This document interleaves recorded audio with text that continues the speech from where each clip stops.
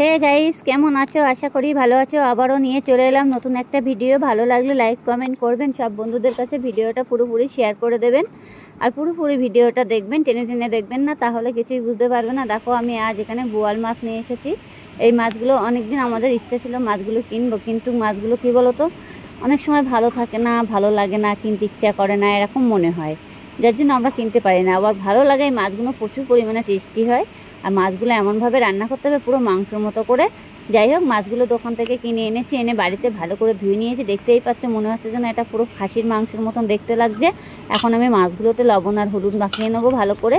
আর মাছগুলোর পিসগুলো এত সুন্দরভাবে কেটেছে, সে বলার মতো না। দেখো, দেখতেই পাচ্ছ মাছগুলো খুব সুন্দরভাবে কেটেছে। দোকান থেকে অবশ্যই আমি কেটে নিয়ে এসেছি বড় বড় মাছ। একটা মাছ সে মানে 7-8 কিলো করে ওয়েট হবে, এরকম বড় বড় মাছ। দেখতেই পাচ্ছ, অল্প একটু মাছ, মানে এখানে 600 গ্রাম মাছ আছে।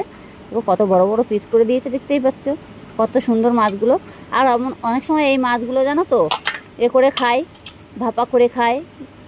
আর বোয়াল মাছ সবসময় ভাপা করে খাওয়ালে ভালো লাগে। যাই হোক, আমি আজকে ভাপা করব না, মাছটাকে আমি আলু দিয়ে ভালো করে রান্না করব। তার আগে আমি লবণ আর হলুদটা মাছের ভিতরে ভালো করে আমি মুখে মাখিয়ে নিচ্ছি, যাতে লবণ হলুদটা ঢুকলে পরে মাছটা একটু শক্ত শক্ত হয়ে যাবে। যাই হোক, আমি এখন সবজিগুলো কেটে নেবো। কী কী সবজি কাটছি চলো দেখাচ্ছি। এই যে আমি এখানে আলু কেটে নিয়েছি, অল্প একটু আলু দেবো, বেশি দেবো না। যাই হোক, আর এইখানে পেঁয়াজগুলো ডুমো ডুমো করে 4টে পেঁয়াজ আলুর মতন করে ডুমো ডুমো করে 4 ফেলে করে দিয়ে নিয়েছি। আর একটা পেঁয়াজ আছে, দেখতেই পাচ্ছি। লঙ্কা আছে এখানে, কাঁচা লঙ্কা আছে, আদা আছে, আর রসুন আছে, আর 2-3টে শুকনো লঙ্কা দিয়েছি। এটাকে আমি ভালো করে মিক্সারে পেস্ট করে নেব। এবার পেস্ট করে নিয়ে এটাকে আমি রান্না বসাবো। এখনও আমি এটাকে পেস্ট করা হয়নি। এই যে বাটির ভিতরে আমি এখন তুলে নিচ্ছি। এই যে বাটি দেখতেই পাচ্ছ, পেস্ট করব এখন। এইগুলো তুলে নিচ্ছি। এই যে আমার আলুগুলো সাইডে রেখে গেলাম। এবার যেগুলো আমি পেস্ট করব বলে সেইগুলো আমি এখন তুলে নেব বাটির ভিতরে নিয়ে। এটাকে ভালো করে মিক্সারে পেস্ট করে নিতে হবে।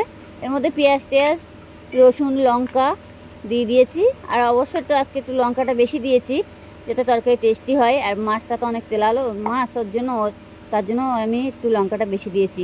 যাই হোক, আপনারা যেমন লঙ্কা খাবেন তেমন দিতে পারবেন, কোনো অসুবিধা নেই। যাই হোক, আমি এখন কড়াই বসিয়ে দিয়ে দিয়েছি, দেখতেই পাচ্ছ। কড়াইটাকে আমি ভালো করে গরম করে নেব। একটু ভালো করে গরম না করলে পরে মাছগুলো অনেক সময় ভাজা হবে না। আমি একটু তেল দিয়ে দিচ্ছি এবার কড়াইয়ের ভিতরে। এই যে তেলটাও আমি বেশি দিয়ে দিয়েছি। এবার দেখো, আমার তেলটা ফুটে উঠে গেছে, অলরেডি তেল আমার গরম হয়ে গেছে। আবার সবসময় কড়াইটা একটু গরম করে নিতে হবে বেশি করে, যার জন্য মাছটা ভালো ভাজা হবে আর তাড়াতাড়ি উঠে যাবে, কড়াইতে লাগবে না, সেই কারণে। যাই হোক, আমি তেলটা অলরেডি দেওয়া হয়ে গেছে। দেখে নিচ্ছি আমার তেলটা চারি সাইডে ঘুরিয়ে ঘুরিয়ে খুন্তি দিয়ে দিয়ে আমি এবার মাছগুলো এক এক করে মাছগুলো দিয়ে দেবো, খুন্তিতে করে তুলে তুলে। যাই হোক, এই মাছগুলো কিন্তু প্রচুর পরিমাণে ফোটে, বোয়াল মাছ এমনি ফোটে। যাই হোক, আমি খুন্তিতে করে করে তুলে তুলে দেবো এবার দিয়ে। এই দেখো, আমি লাস্টে খুন্তিতে উঠছে না বলে আমি আবার হাত দিয়ে দিলাম। যাই হোক, আমি মাছগুলো এরকম করে করে 3-4 পিস মাছ অলরেডি দেবো, বেশি মাছ দেবো না, যেটি হোক ভেঙে যায় যদি, সেই কারণে। অবশ্য মাছ ভাঙে না, মাছ ভাঙবে না, অবশ্য আমি কড়াই অনেক গরম করে নিয়েছি, মাছ ভাঙবে না। এবার আমি আর 1 পিস মাছও দিয়ে দিয়েছি, দিয়ে আমি মাছগুলো ভালো করে সাজিয়ে সাজিয়ে মাছগুলো আমি ভেজে নেবো ভালো করে। এই দেখো, এক এক করে মাছগুলো সাজিয়ে দিতে হবে। খুন্তি দিয়ে দিলে কি হয়, হাতে লাগার কোনো ভয় থাকে না, আস্তে আস্তে দেওয়া যায়। হাত দিয়ে দিলে কি হয়, অনেকটা দূর থেকে ছাড়তে হয়, সেই জন্য হাতে লেগে যাবে, সেই জন্য তেলটা গায়েও ছিটকে লাগবে। খুন্তিতে দিলে সব থেকে ভালো হয়। আস্তে করে খুন্তির মাথায় তুলে নেব। এবার আমি ঢেকে দিলাম মাছটাকে। এটি হোক, মাছটা ফুটছে প্রচুর পরিমাণে, একদম সে পটকার মতন আওয়াজে তুমধাম করে আওয়াজ হচ্ছে, দেখতেই পাচ্ছ। দেখো, এবার আমার অলরেডি মাছটা দেখো হয়ে গেছে। আমি খুন্তিটা তুলে নিলাম, থালাটা খুন্তি দিয়ে তুলে নিয়ে আমি দেখবো যে মাছগুলো আমার একটু হয়েছে কিনা। এই মাছগুলো কিন্তু গরম অবস্থায় কিন্তু তোলা যাবে না, যেটি হোক গ্যাসটাকে কমিয়ে দিতে হবে, কেন যেটি হোক বোয়াল মাছ তো কয়েক ছাড়িয়ে যায়, যার জন্য যতই তুমি ভালো ভাজা করো না কেন, গ্যাসটাকে কমিয়ে মাছটাকে উল্টে দিতে হয়। যাই হোক, আমি গ্যাসটাকে কমিয়ে মাছটা উল্টে দিয়েছি।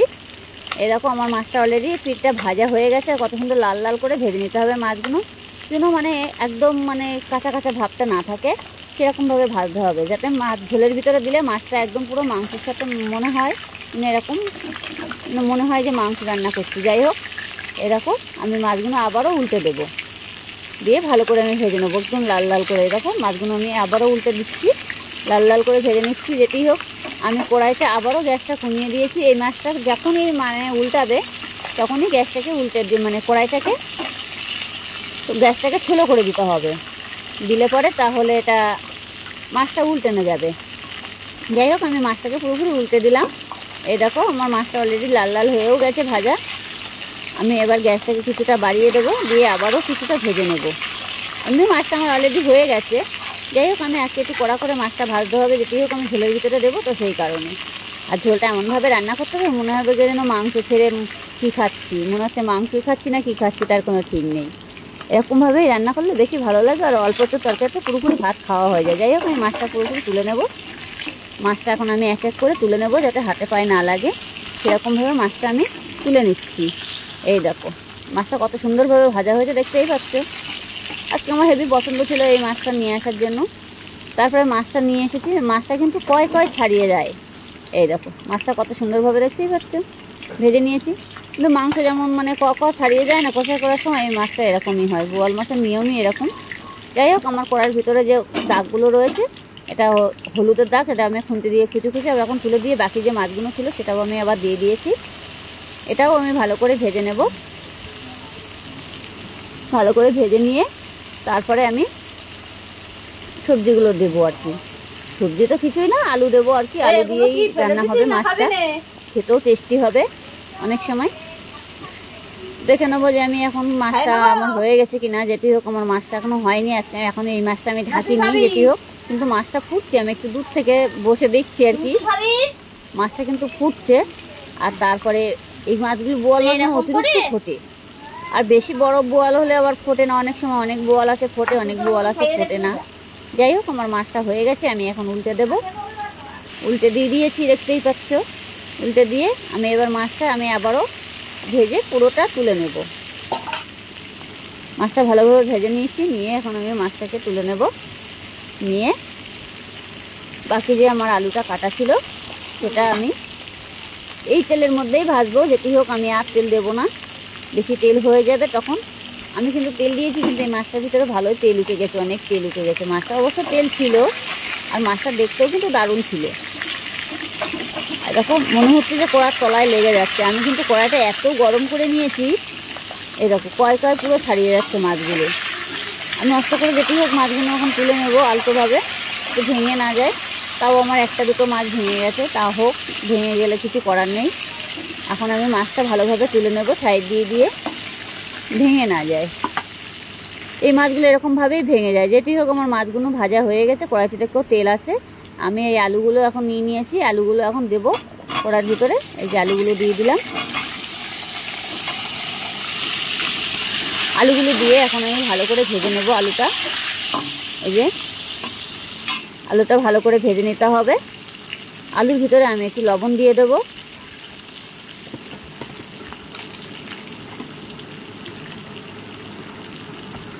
লবণটা দিয়ে দিলাম যাতে আমার আলুটা একদম আলু ভাবটা না থাকে, সেই জন্য আমি লবণটা দিয়ে দিয়েছি। আর অবশ্যই সবসময় আলুটা ভাজার সময় একটু লবণটা দিয়ে দেবে, দেখবে আলুগুলো তাড়াতাড়ি সিদ্ধ হয়ে যাবে, আর তারপরে ভাজাও হয়ে যাবে। আর আলুর যে আলু ভাবটা থাকে, মিষ্টি ভাবটা, সেটা থাকবে না। যাই হোক আমার যে পেঁয়াজ বড় বড় করে কেটে নিয়েছিলাম সেটাও আমি এখন আলুর ভিতরে দেবো, দিয়ে এটাকে ভালো করে ভেজে নেবো। আলুর সাথে একসাথে পুরোটাই ভেজে নেবো। এটা ভালো করে ভাজতে হবে, ভাজতে ভাজতে পেঁয়াজগুলো পুরো ছাড়িয়ে যাবে। এরকম পেঁয়াজগুলো পুরো ছাড়িয়ে যাবে। যেটি হোক আমি বড় বড় করে পেঁয়াজগুলো দিয়ে দিয়েছি। এবার পেঁয়াজগুলো আমার আস্তে আস্তে করে পুরোটাই ছাড়িয়ে যাচ্ছে। যেটি হোক আমি অল্প একটু লবণ দিয়েছিলাম, ঝোলের ভিতরে আবারও লবণ দেবো, সেই কারণে লবণ দিলে এমনি পেঁয়াজ ছাড়িয়ে যাবে।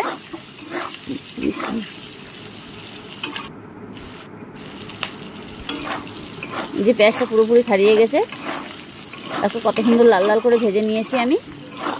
আমার এই পেঁয়াজটা পুরোপুরি ভাজা হয়ে গেছে। আর সবসময় একটু ভাজা মানে করলে পরে তরকারি টেস্টই আলাদা হয়, আর খেতেও ভালো লাগে। আমার আবার ভেজে না রান্না করলে পরে আমার আবার ভালো লাগে না তরকারি। যাই হোক আমি মিক্সচারে যে মশলাগুলো বেটে রেখেছিলাম, দেখিয়েছিলাম, সেইগুলো আমি এর ভিতরে ঢেলে দেবো। আমি এখন সবজিগুলো আর যেটি হোক তুললাম না, আলু তোলার কোনো দরকার নেই। এবার আমি পরের পর জিনিসগুলো সব দিয়ে দিচ্ছি, যে যা যা দেওয়ার। দেখো আমি এগুলো ভালো করে এখন কেটে নিলাম, কেটে নিয়ে আমি এগুলো দিয়ে দিয়েছি। এখানে দেওয়া আছে মিক্সচারে লঙ্কা আছে, রসুন আছে, আদা আছে, আর দুটো শুকনো লঙ্কা দেওয়া হয়েছে যাতে গুঁড়ো লঙ্কাটা আমার পরেক্ষণও দিতে হবে না, একটু কালার আসার জন্য। শুকনো লঙ্কাটা দিলে বেশি একটু তরকারি টেস্টি হয়, আলাদা কালারটাও অন্যরকম লাগে। অনেক সময় কাঁচা লঙ্কা দিয়ে রান্না করলে ভ্যাকাশে কালার লাগে, যার জন্য আমি একটু কাঁচা লঙ্কা দিয়েছি। আপনারা চাইলে দিতে পারো, না চাইলে না দিতে পারো, কোনো অসুবিধা নেই। যাই হোক, এটাকে আমি ভালো করে ভেজে নেবো এই আলুর সাথে। একদম পুরো মানে আলুর সাথে ভাজতে ভাজতে পুরো শুকনো শুকনো হয়ে যাবে, মশলাটা পুরো ছাড়া ছাড়া হয়ে যাবে, ঝোল ভাবটা থাকবে না।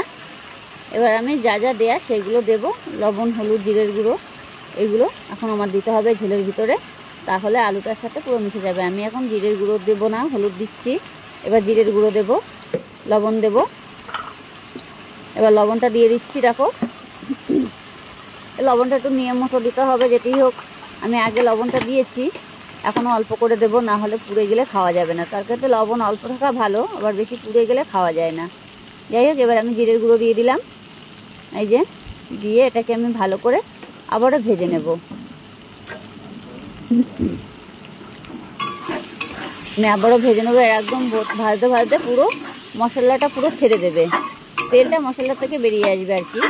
এত সুন্দরভাবে ভাজতে হবে। আলুটা অবশ্য ভাজতে ভাজতে আলুটাও সিদ্ধ হয়ে যাবে এই সাথে। এই যে আমি একটু টমেটো পেস্ট করে নিয়েছি, সেটাও আমি দিয়ে দিচ্ছি। টমেটোটাও দিয়ে দিয়েছি, টমেটোটা পেস্ট করে নিলাম। আমি অবশ্য কেটে দিইনি আজকে, কেটে দিলে তাড়াতাড়ি হবে না, গলবে না, যার জন্য আমি একটু পেস্ট করে নিয়েছি কোনোভাবে। দেখো, দেখে এবার ভালো করে নাড়াচাড়া দিতে হবে সবজিটা। একটু জল দিয়ে দিলাম, মিক্সারের বাটিটা ধুয়ে টমেটোটা পেস্ট করেছিলাম তো সেই জন্য।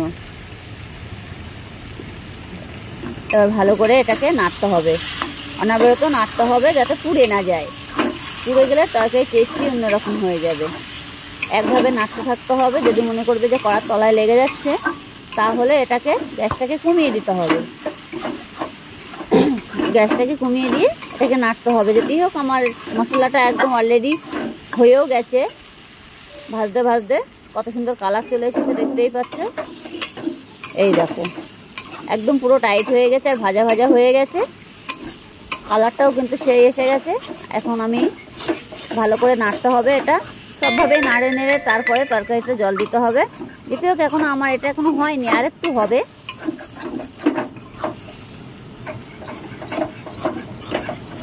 কড়ার তলাইতে হালকাভাবে লেগে যাচ্ছে, মশলাটা তো হয়ে গেছে। এর জন্য যতভাবে তরকারিটা কষাই করবে, সেতক্ষণে তরকারিটা কিন্তু খেতে কিন্তু দারুণ লাগে। আপনারা ঘরে বসে একবার এই রেসিপিটা করে দেখুন, তাহলে বুঝতে পারবেন যে টেস্টি কেমন হয়। অনেক সময় আমরা বাজারে তরকারি দেখলে মনে হয় না যে এটা খাবো ওটা খাবো, কিন্তু সেরকম কিন্তু ভালো লাগে না। বাড়িতে রান্না করে খাওয়ার মজাই কিন্তু আলাদা। আর আজকে আমার হঠাৎ করে মনে হলো যে বোয়াল মাছটা আনবো, এনে এইভাবেই রান্না করব, সেই কারণে আজকে নিয়ে এসেছিলাম। আর সবসময় আমার ইচ্ছে হয় না, আবার রান্না করতে যে যায় না। আমার মেয়েটা রান্না করে বাড়িতে বসে বসে, এই কারণে আবার মাঝে মাঝে ভাবলাম রান্না না করলে তো হবে না। যাই হোক, আমার মশলাটা হয়ে গেছে, দেখতেই পাচ্ছি। আমি জল দিয়ে দিয়েছি।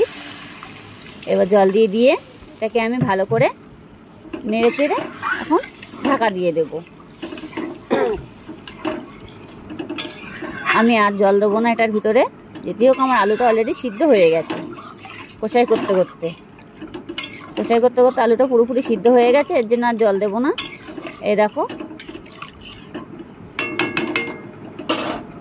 যা দিয়েছি। এবার আমি পুরোটা ঢেকে দেবো থালা দিয়ে। আমি 5 মিনিট পরে আবারও ফিরে আসবো। তরকারির ঝোলটা আমার ফুটে উঠে গেছে। যেটি হোক, আমার মাছটা দেখো ভেজে নিয়েছিলাম, সেই মাছটা আমি এখন আস্তে করে দিয়ে দেবো, যাতে ঝোলটা গায়ে না আসে। এবার দিয়ে এটাকে আমি আবারও নাড়াচাড়া দিয়ে ঢেকে দেব।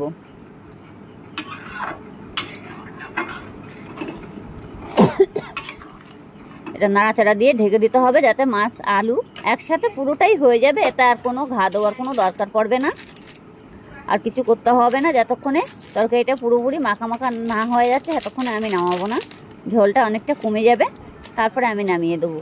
কিন্তু বোয়াল মাছ ঝোলে দিলে কিন্তু অনেক সময় হয়ে যায়, মাংসের মতন গোট গোট হয়ে যাবে, দেখতেও কিন্তু ভালো লাগবে, আর খেতেও কিন্তু খুবই টেস্টি হয় বোয়াল মাছ। দেখেছি তো বোয়াল মাছ অনেকভাবে অনেক রকমভাবে রান্না করে। আজকে আমি একটু ঝোল করেই দেখলাম, বেশি ঝোল অবশ্য করব না।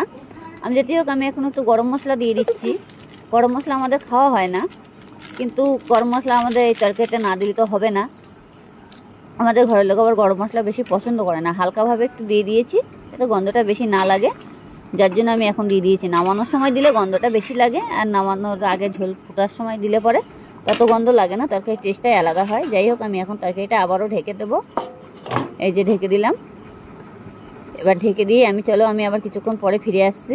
এরকম আমার তরকারির ঝোলটা কত সুন্দর কালার চলে এসেছে, একদম পারফেক্ট হয়ে গেছে তরকারিটা। মনে হচ্ছে যেন আমি পুরো মাংস রান্না করেছি। এই যে আমি গ্যাসটাকে এখন বন্ধ করে দেব, বন্ধ করে দিয়েছি। আমি একটা পাত্রে ঢেলে নেব। এই যে ঢালাও হয়ে গেছে, দেখো কত সুন্দর কালার চলে এসেছে, দেখতেই পাচ্ছ। একদম মনে হচ্ছে পুরো আমি মাংস রান্না করে ফেলেছি, আর খেতেও কিন্তু খুবই দারুণ টেস্টি হয়েছে। যাই হোক, ভালো লাগলে লাইক কমেন্ট করবেন, আর সব বন্ধুদের কাছে ভিডিওটা পুরোপুরি শেয়ার করে দেবেন। আমার তো তরকারিটা অলরেডি হয়েই গেছে, এখন আমরা পরিবেশন করব। আপনারা যদি খাবেন চলে আসুন আমাদের বাড়িতে, সবাইকে দিয়ে খাবো।